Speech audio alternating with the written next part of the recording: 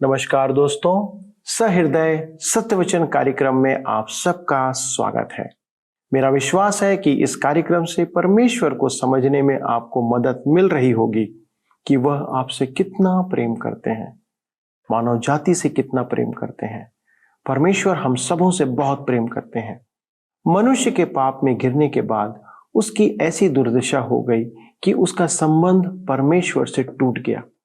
दोस्तों, आज के समाचार पत्र सिर्फ मनुष्य की दुर्दशा को प्रकट करते हैं। समाचार बदलते नहीं हैं, बल्कि और अधिक विकृत दशा के साथ हमारे सामने बुरे से बुरे समाचार लेकर के आते हैं कि हम विश्वास नहीं कर पाते कि पाप की जड़ मानव जीवन पर कितनी पकड़ चुकी है। लेकिन परमेश्वर का धन्यवाद हो कि उसने संसार को और मनुष्य को एक सुसमाचार दिया है कि यीशु मृतकों में से जी उठा है। और बाइबल कहती है कि वे जो उस पर अर्थात यीशु पर विश्वास करते हैं, यदि मर भी जाएं तो एक दिन फिर जी उठेंगे। विश्वास के द्वारा पाप से मुक्ति के इस आनंद को किसी के सन्मुख बताना उतना सहज नहीं है मित्रों, क्योंकि ये आनंद वह शांति प्रदान करता है कि उस पर पाप की ताकत हावी नहीं हो सकती। इसे एक व्यक्ति को स्वयं अनुभव करना होता है या करना पड़ेगा। इसलिए किसी ने कहा, मसीही विश्वास एक धर्म नहीं है, परंतु एक अनुभव है, एक जीवन जीने का तरीका है। इस पृथ्वी पर रहते हुए इस जगत के सृष्टिकर्ता परमेश्वर से मिलने की आशा है मसीही जीवन। एक पापी मनुष्य के लिए यह संभव नहीं है, लेकिन परमेश्वर ने यीशु में मानव का रूप लेकर क्रूस पर बलिदान के द्वारा पाप का दंड चुकाने के द्वारा इसे हमारे लिए संभव कर दिया। हमने अब तक अपनी इस अध्ययन श्रृंखला में यीशु के क्रूस तक की यात्रा को देखा और मृतकों में से जी उठने की घटना को और उस उद्धार के कार्य को पूरा होते हुए देखा है। लेकिन उसका मृतकों में से जी उठना, जो उस पर विश्वास करते हैं, उनके लिए और भी बहुत कुछ परमेश्वर की योजना में उसमें शामिल है। हमें उन्हें जानने की आवश्यकता है कि परमेश्वर ने हमारे लिए कौन सी योजनाएं रखी हैं। इसलिए आइए इस अध्ययन में बने रहें। सप्ताह के पहले दिन जब मरियम मगदलिनी भोर को अंधेरा रहते ही कब्र पर आई और पत्थर को कब्र से हटा हुआ देखा तो वह घबरा गई। आइए हम पढ़ेंगे यूहन्ना रचित सुसमाचार 20 अध्याय उसका 2 पद। तब वह दौड़ी और शमौन पतरस और उस दूसरे चेले के पास जिससे यीशु प्रेम रखता था आकर कहा, वे प्रभु को कब्र में से निकाल ले गए हैं और हम नहीं जानती कि उसे कहाँ रख दिया है। मरियम मगदलिनी, याकूब की माता मरियम और सलोमी रविवार सुबह तड़के ही कब्र पर आती हैं। अन्य स्त्रियां उनके पीछे थीं जिनके पास सुगंधित द्रव्य थे। उन्होंने देखा कि कब्र से पत्थर हटाया हुआ था। मरियम मगदलिनी शिष्यों को सूचित करने जाती है और याकूब और यूसुफ की माता मरियम कब्र के पास आती है और स्वर्गदूत को वहां बैठा पाती है। वह लौटकर सुगंधित द्रव्यों के साथ आ रही अन्य स्त्रियों को सूचित करती है।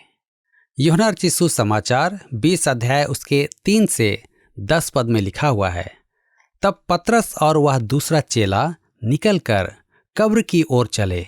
वे दोनों साथ साथ दौड़ रहे थे, परंतु दूसरा चेला पतरस से आगे बढ़कर कब्र पर पहले पहुंचा और झुककर कपड़े पड़े देखे, तो भी वह भीतर ना गया।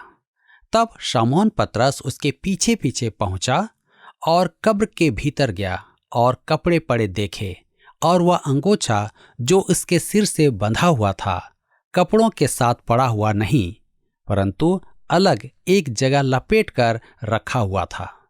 तब दूसरा चेला भी जो कब्र पर पहले पहुंचा था भीतर गया और देखकर विश्वास किया। वे तो अब तक पवित्र शास्त्र की वह बात न समझते थे कि उसे मरे हुओं में से जी उठना होगा। तब ये चेले अपने घर लौट गए। मरियम मगदलिनी से समाचार सुनकर पतरस और यूहन्ना आकर देखते हैं और कब्र को खाली देख लौट जाते हैं।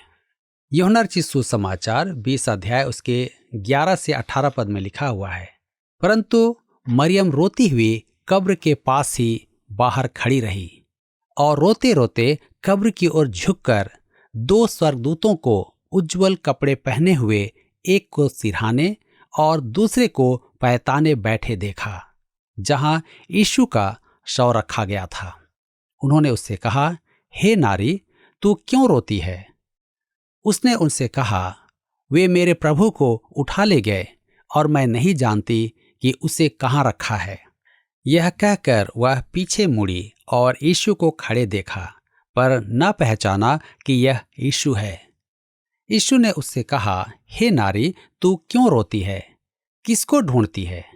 उसने माली समझकर उससे कहा, हे महाराज, यदि तूने उसे उठा लिया है तो मुझे बता कि उसे कहाँ रखा है और मैं उसे ले जाऊंगी। यीशु ने उससे कहा, मरियम। उसने पीछे मुड़कर उससे इब्रानी में कहा, रब्बुनी, अर्थात हे गुरु। यीशु ने उससे कहा, मुझे मत छू, क्योंकि मैं अब तक पिता के पास ऊपर नहीं गया, परंतु मेरे भाइयों के पास जाकर उनसे कह दे कि मैं अपने पिता और तुम्हारे पिता और अपने परमेश्वर और तुम्हारे परमेश्वर के पास ऊपर जाता हूँ। मरियम मगदलीनी ने जाकर चेलों को बताया, मैंने प्रभु को देखा और उसने मुझसे ये बातें कहीं। मरियम मगदलीनी रोती हुई फिर से कब्र पर आती है और वहां 2 स्वर्गदूतों को देखती है।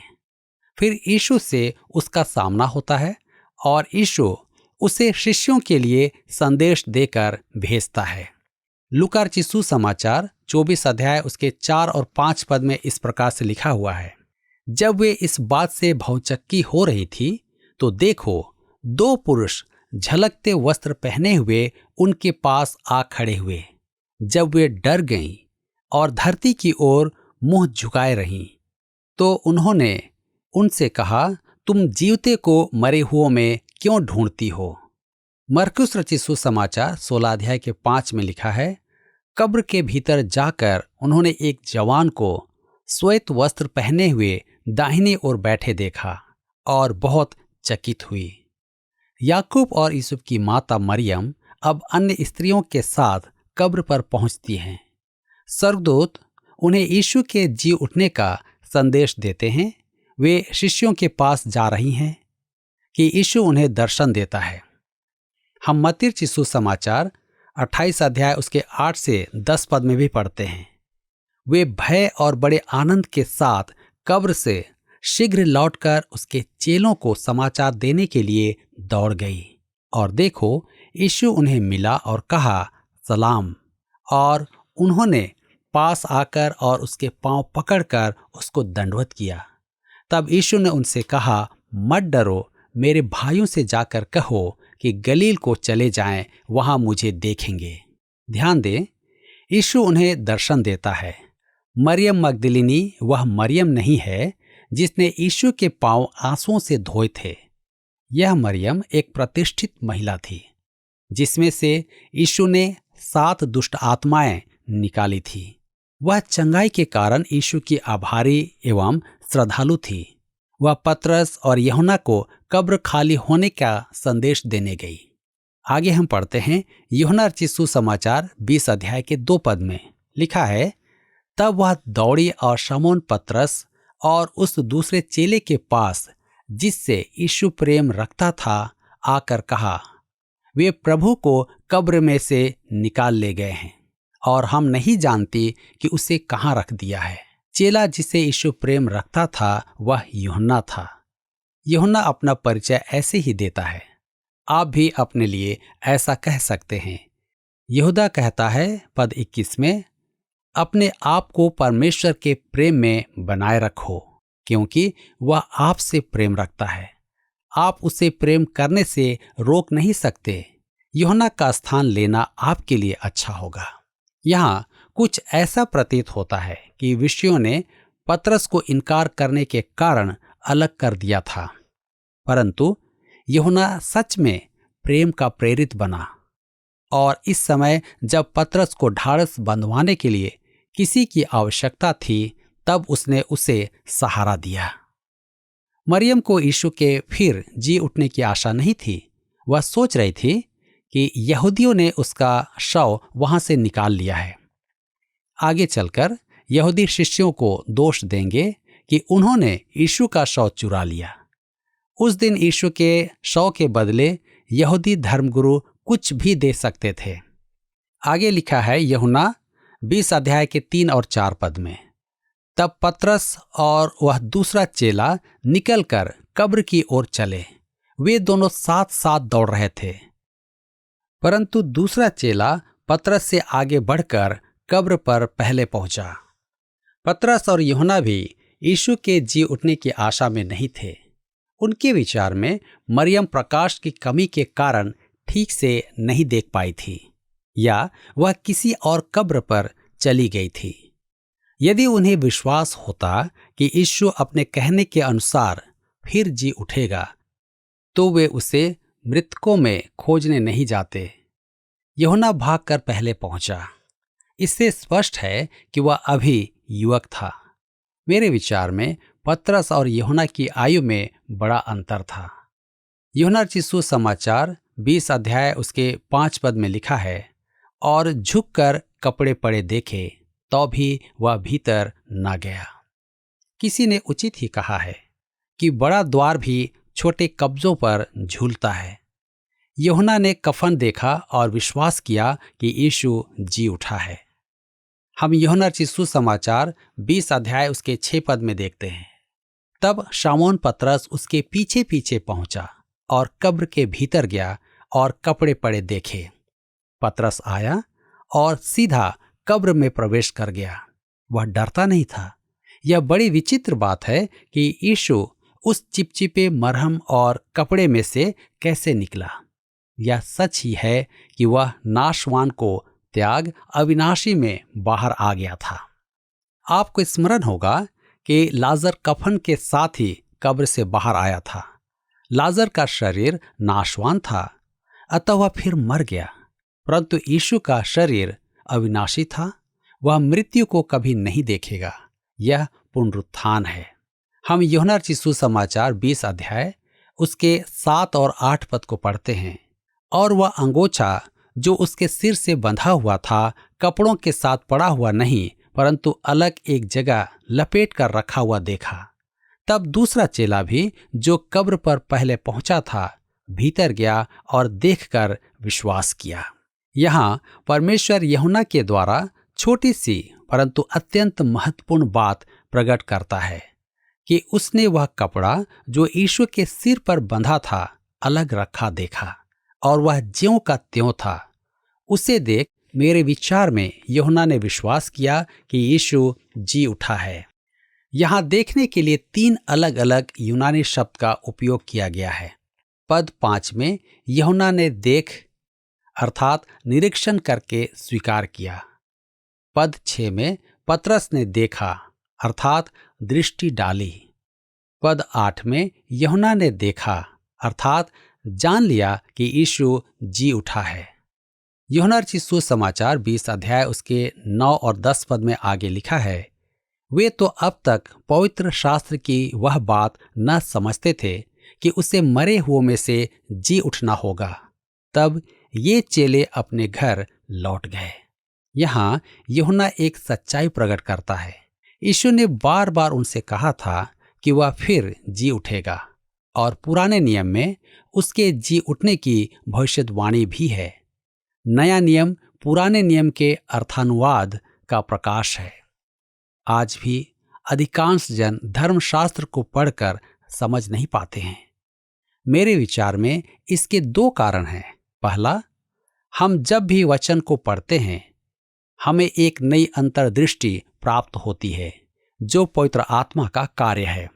दूसरा, हमें उस बाइबल अंश को समझने के लिए अन्य संदर्भों की आवश्यकता होती है कि उनका अनुभव पाएं। हमारे जीवन की परीक्षाएं, अनुभव और कष्ट उनका अर्थ हमें समझाते हैं। उदाहरण स्वरूप, जब दाऊद कहता है यहोवा मेरा चरवाहा है, तो वह अपने जीवन के अनुभव से जानता था कि चरवाहा कैसी सुधि लेता है। यीशु सबसे पहले मरियम को दिखाई दिया था। स्वर्गरोहण से पूर्व यीशु ने 11 बार दर्शन दिए और स्वर्गरोहण के पश्चात 3 बार दर्शन दिए।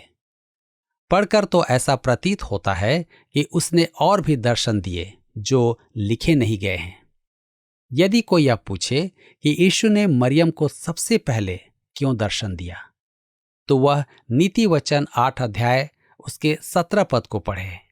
जो मुझे यत्न से तड़के उठकर खोजते हैं वे मुझे पाते हैं। मरियम ने उसे तड़के खोजा और पाया। यूहन्ना रचित सुसमाचार 20 अध्याय उसके 11 से 15 पद में आगे लिखा है, परंतु मरियम रोती हुई कब्र के पास ही बाहर खड़ी रही और रोते रोते कब्र की ओर झुककर 2 स्वर्गदूतों को उज्जवल कपड़े पहने हुए, एक को सिरहाने और दूसरे को पैताने बैठे देखा, जहां यीशु का शव रखा गया था। उन्होंने उससे कहा, हे नारी, तू क्यों रोती है? उसने उनसे कहा, वे मेरे प्रभु को उठा ले गए और मैं नहीं जानती कि उसे कहाँ रखा है। यह कहकर वह पीछे मुड़ी और यीशु को खड़े देखा और न पहचाना कि यह यीशु है। यीशु ने उससे कहा, हे नारी, तू क्यों रोती है? किसको ढूंढती है?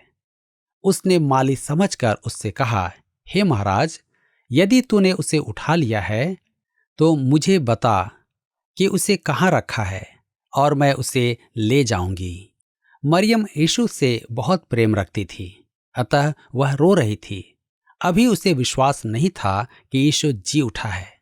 वह तो यही सोच रही थी कि उसकी देह चुरा ली गई है। उसका दुख उस पर ऐसा छा गया था कि वह यीशु को भी तुरंत पहचान नहीं पाई। निसंदेह यीशु की देह बदल गई थी, परंतु उसका रूप नहीं बदला था कि वह पहचाना नहीं जाता। हम यूहन्ना 20 उसके 16 पद में पढ़ते हैं, यीशु ने उससे कहा, मरियम। उसने पीछे मुड़कर उससे इब्रानी में कहा, रब्बूनी, अर्थात हे गुरु। जब यीशु ने उसका नाम पुकारा तब मरियम ने यीशु की आवाज पहचान ली।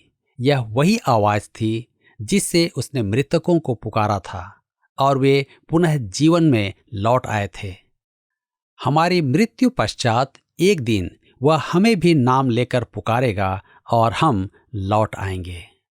यूहन्ना 20 उसके 17 में लिखा है, यीशु ने उससे कहा, मुझे मत छू, क्योंकि मैं अब तक पिता के पास ऊपर नहीं गया, परंतु मेरे भाइयों के पास जाकर उनसे कह दे कि मैं अपने पिता और तुम्हारे पिता और अपने परमेश्वर और तुम्हारे परमेश्वर के पास ऊपर जाता हूं। यीशु ने मरियम से कहा कि वह उसे न छुए, परंतु वह थोमा से कहता है कि वह उसे छू कर देखे। क्यों? उसने मरियम से कहा था कि वह अभी तक पिता के पास स्वर्ग में नहीं गया है। इसका अर्थ है कि शिष्यों को दर्शन देते समय वह पिता के पास जाकर आ गया था। मेरे विचार में यीशु ने पिता के पास जाकर अपना लहू चढ़ाया और न्याय आसन दया आसन बन गया। यह लहू संपूर्ण अनंत काल वहां रहेगा कि हमारे लिए चुकाए गए मूल्य की स्मृति ठहरे। यीशु यहाँ एक बात स्पष्ट कर रहा है कि उसका संबंध परमेश्वर के साथ हमारे संबंधों से भिन्न है। इसलिए वह कहता है, अपने पिता और तुम्हारे पिता, अपने परमेश्वर और तुम्हारे परमेश्वर। हम प्रभु यीशु में विश्वास द्वारा परमेश्वर की संतान बनते हैं, परंतु वह त्रिएकत्व का अंग और परमेश्वर का अनंत पुत्र है। यही अंतर है। यूहन्ना की अपेक्षा किसी को भी यह बोध नहीं हुआ कि यीशु फिर जी उठा है। उन्होंने यही सोचा कि यहूदियों ने यीशु का शव चुरा लिया है। मरियम मगदलिनी ने भी तो यीशु को माली समझकर पूछा था कि उसने यीशु का शव कहाँ रखा है। अब हम देखेंगे कि यीशु अपने शिष्यों को दर्शन देता है, परंतु थोमा को विश्वास नहीं होता है। वह तो यीशु को छूकर देखना चाहता है। आइए हम पढ़ें यूहन्ना रचित सुसमाचार 20 अध्याय उसके 18 और 19 पद। मरियम मगदलिनी ने जाकर चेलों को बताया कि मैंने प्रभु को देखा और उसने मुझसे ये बातें कहीं। उसी दिन जो सप्ताह का पहला दिन था, संध्या के समय जब वहां के द्वार जहां चेले थे यहूदियों के डर के मारे बंद थे, तब यीशु आया और बीच में खड़े होकर उनसे कहा, तुम्हें शांति मिले। ध्यान दीजिए, जब यीशु पर अभियोग चल रहा था और क्रूस पर चढ़ाया जा रहा था, तब शिष्य उसे छोड़कर भाग खड़े हुए थे। अब वे सब एक साथ छिप कर बैठे थे। आपने ध्यान दिया, परमेश्वर मनुष्य के मध्य उपस्थित होता था तो क्या होता है? वहां शांति व्याप्त हो जाती है। विश्वास द्वारा धर्मी ठहराए जाने से शांति मिलती है। यहां पर यद्यपि द्वार बंद था, यीशु कमरे में आ गया। महिमा की देह प्रकृति के नियमों के अधीन नहीं होती है। यही कारण है कि बादलों में उठाए जाने के समय हमारी देह जो परिवर्तित हो जाएगी, उसे हवा में उड़ने में कोई कठिनाई नहीं होगी। यूहन्ना रचित सुसमाचार 20 अध्याय उसके 20 पद में हम पढ़ते हैं, और यह कहकर उसने अपना हाथ और अपना पंजर उनको दिखाए। तब चेले प्रभु को देखकर आनंदित हुए। यद्यपि यीशु की यह देह महिमा की देह थी, उसमें कीलों के और भाले की मार के चिन्ह थे, क्योंकि ये चिन्ह उसने हमारे कारण पाए थे। परंतु हमारी परिवर्तित देह में चोट के चिन्ह नहीं होंगे। हम तो निर्दोष और निष्कलंक प्रभु के सामने प्रस्तुत किए जाएंगे, परंतु यीशु के हाथों और पंजर के चिन्ह अनंत काल तक हमारे पापों के प्रतीक होंगे। यूहन्ना 20 अध्याय के 21 पद में लिखा है, यीशु ने फिर उनसे कहा, तुम्हें शांति मिले। जैसे पिता ने मुझे भेजा है, वैसे ही मैं भी तुम्हें भेजता हूं। ध्यान दीजिए, यीशु ने फिर उनसे कहा, तुम्हें शांति मिले। यह शांति पद 19 की शांति से भिन्न है। पद 19 की शांति उद्धार की शांति है, जबकि उद्धार आ गया है। यह शांति उस विश्राम की शांति है जिसका वर्णन मत्ती रचित सुसमाचार 11 अध्याय उसके 28 पद में किया गया है। हे सब परिश्रम करने वाले और बोझ से दबे हुए लोगों, मेरे पास आओ, मैं तुम्हें विश्राम दूंगा। एक और शांति है जिसे यीशु ने मत्ती रचित सुसमाचार 11 अध्याय उसके 29 पद में आत्मा का विश्राम कहा है। यह परमेश्वर की सहभागिता और आज्ञा पालन से प्राप्त शांति है। उद्धार का मार्ग पूरा हो गया है और यीशु चेलों को संसार में वैसे ही भेज रहा है जैसे परमेश्वर ने उसे संसार में भेजा था। यीशु ने अपनी प्रार्थना में भी यही कहा था।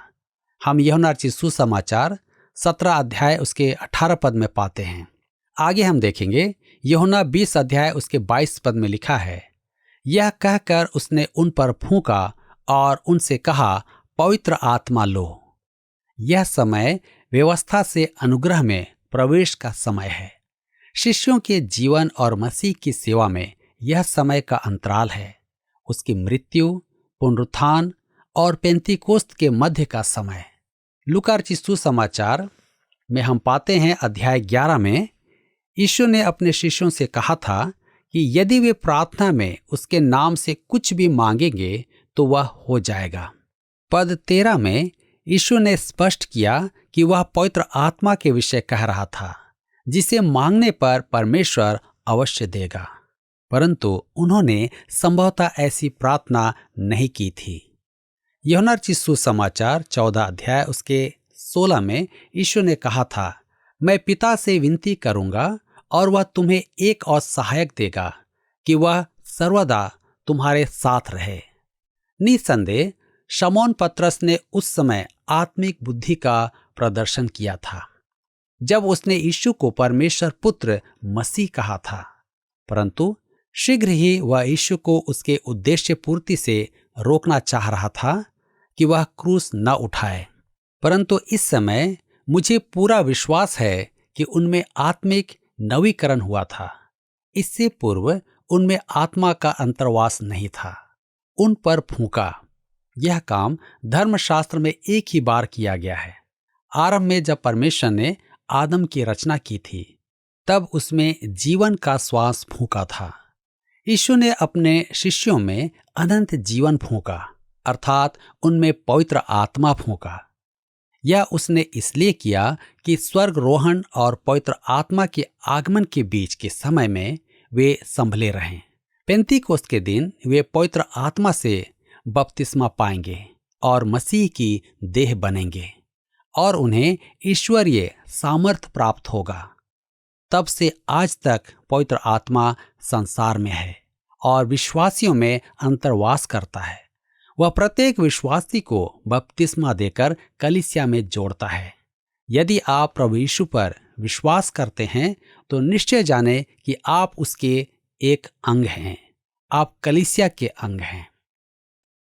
प्रिय मित्रों, ये कितनी अद्भुत बात है कि हम इस अनंत योजना में या इस योजना के भागीदार हैं, या हमें इस बात का भागीदार बनाया गया है। यदि यीशु सिर्फ मरे होते और जी नहीं उठते तो हमारे बीच यह सुसमाचार नहीं आता। लेकिन यीशु के मृतकों में से जी उठने के द्वारा और उसके परमेश्वर पिता के सन्मुख हमारे पापों के बलिदान के परिणाम के साथ उपस्थित होना हमें परमेश्वर की उस जलजलाहट को न केवल सिर्फ शांत करता है, परंतु अपने विश्वास करने वालों के लिए वरदान में पवित्र आत्मा को हमारे जीवन के लिए, जीवन पर्यंत वास करने के लिए प्रदान करता है कि परमेश्वर की उपस्थिति हमारे साथ सदा बनी रहे। ये है परमेश्वर का हमारे साथ वास करना। क्या ये सुसमाचार नहीं है? मेरे प्रियो, यदि ये है तो सुसमाचार आपके लिए भी है। क्या आप इस बात पर विश्वास करते हैं? यदि हाँ, तो यीशु आपके पापों को क्षमा करने के लिए आपके समर्पण की प्रतीक्षा कर रहे हैं और ये सुसमाचार आपके जीवन का सुसमाचार बनने पाए। आइए हम प्रार्थना करें कि परमेश्वर हर दर्शक को, हम में से हर एक को इस महान आशीष का भागीदार बनने में सहायता प्रदान करे। आइए हम प्रार्थना करें। प्रिय परमेश्वर पिता, आप जो स्वर्ग में विराजमान हैं, हम आपको धन्यवाद देते हैं प्रभु कि आप हमारे से प्रेम रखते हैं और आपके इस प्रेम को इस रीति से आपने प्रकट किया कि ना केवल मसीह यीशु को हमारे लिए उस क्रूस पर बलिदान किया, परंतु प्रभु आपने उसे मृतकों में नहीं रख छोड़ा, परंतु अपने पुनरुत्थान की सामर्थ्य के द्वारा उसे जिला उठाया। और प्रभु आज यही हमारे लिए सुसमाचार है कि हमारा मसीह जीवित है, कि जिस पर हम विश्वास करते हैं उसकी कब्र खाली है और वो संसार के ऊपर और पाप के ऊपर और मृत्यु के ऊपर जयवंत है। और ना केवल वो जयवंत है, परंतु आपके दाहिने हाथ विराजमान है और हमारे लिए विनती करने वाला परमेश्वर है। प्रभु यीशु के द्वारा से हम आप तक पहुंच पा रहे हैं, हमारी प्रार्थनाएं आप तक पहुंच पा रही है, इसलिए धन्यवाद देते हैं। हमारे दर्शकों की सहायता करें पिता, जिन्होंने अपना जीवन आपको समर्पित किया है। प्रभु जो आपके सन्मुख आए हैं, प्रभु आप उन्हें ग्रहण करें। प्रभु हम हर एक के जीवन के लिए आपकी आशीषों को मांगते हैं पिता। धन्यवाद देते प्रभु जी कि आपने उनके जीवनों को स्पर्श किया है। हर एक के दुखों में प्रभु आप उनके साथ खड़े हो। प्रार्थना है पिता परमेश्वर, जो लोग आज आपको दिल से पुकार रहे हैं, बीमारी की दशा में हैं, परेशानी में हैं, विपत्ति में है, प्रभु उनकी प्रार्थनाओं की ओर कान लगाए, उनकी प्रार्थनाओं को सुनकर उसका उत्तर उन्हें दें, ताकि उनके जीवन में प्रभु आपकी सामर्थ्य को कार्य करते हुए वे अनुभव करें। हमारे इस कार्यक्रम को आशीषित करने के लिए धन्यवाद, हमारे दर्शकों को आशीषित करने के लिए धन्यवाद और सारी बातों में आपकी अगुवाई करने के लिए धन्यवाद देते हुए इस विनती को प्रभु यीशु क्रिस्ट के नाम से मांगते हैं, आमीन।